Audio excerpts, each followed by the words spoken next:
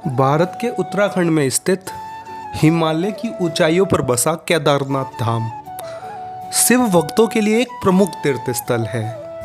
4 धामों में से एक और भगवान शिव के 12 ज्योतिर्लिंगों में गिने जाने वाले इस मंदिर की आध्यात्मिक और धार्मिक महत्ता अनंत है। आज हम आपको लेकर चलेंगे इस पवित्र धाम की अद्भुत यात्रा पर।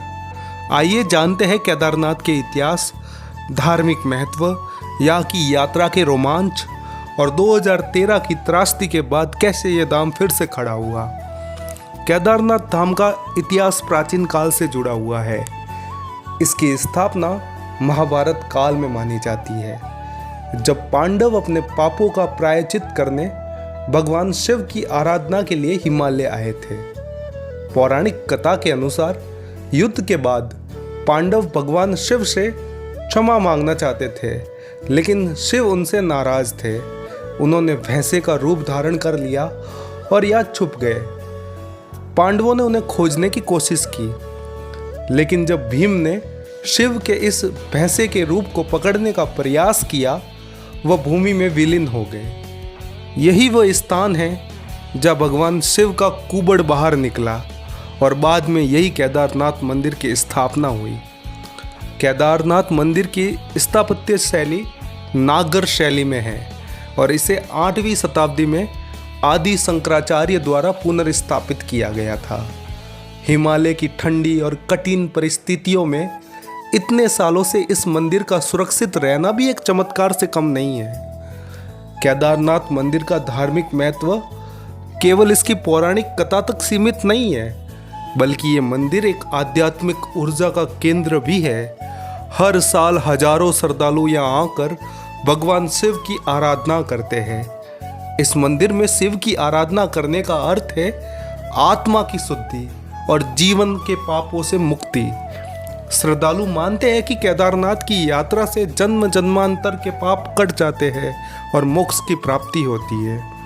4 धाम यात्रा में केदारनाथ धाम का विशेष महत्व है।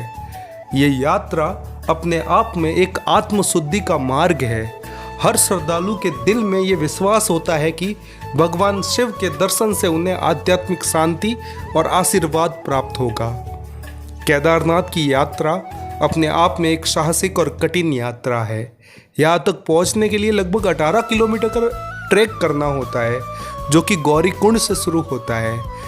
इस यात्रा में कठिन पहाड़ी रास्तों और मौसम की चुनौती को पार करना पड़ता है। ये यात्रा हर साल मई से लेकर अक्टूबर तक खुली रहती है। इसके बाद यहाँ भारी बर्फबारी होती है और मंदिर को बंद कर दिया जाता है। इस यात्रा में आपको बहुत सी प्राकृतिक सुंदरताएं भी देखने को मिलती है, जैसे हिमालय की चोटियाँ, घने जंगल और खूबसूरत झरने। लेकिन इस यात्रा के दौरान मौसम का ध्यान रखना बेहद ज़रूरी है, क्योंकि यहाँ का मौसम पल पल बदलता रहता है। बरसात के मौसम में भूस्खलन का खतरा बना रहता है। सर्दियों में बर्फबारी से रास्ते बंद हो जाते हैं। 2013 की वह काली रात, जब हिमालय से अचानक बाढ़ आई और इस पवित्र धाम को तबाह कर दिया, उस दिन मंदाकिनी नदी में बाढ़ और पहाड़ों से आए मलबे ने हजारों जिंदगियों को लील लिया। केदारनाथ मंदिर के चारों ओर सब कुछ ध्वस्त हो गया, लेकिन चमत्कारिक रूप से ये मंदिर सुरक्षित रहा।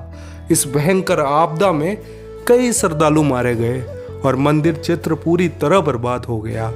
लेकिन इसके बाद सरकार और स्थानीय प्रशासन ने मिलकर इस क्षेत्र को पुनर्निर्मित किया। केदारनाथ धाम को फिर से खड़ा किया गया और आज यह एक सुरक्षित और आधुनिक व्यवस्था है, जिससे श्रद्धालु बिना किसी डर के अपनी यात्रा कर सकते हैं। आज केदारनाथ की यात्रा पहले से अधिक सुरक्षित और व्यवस्थित हो चुकी है।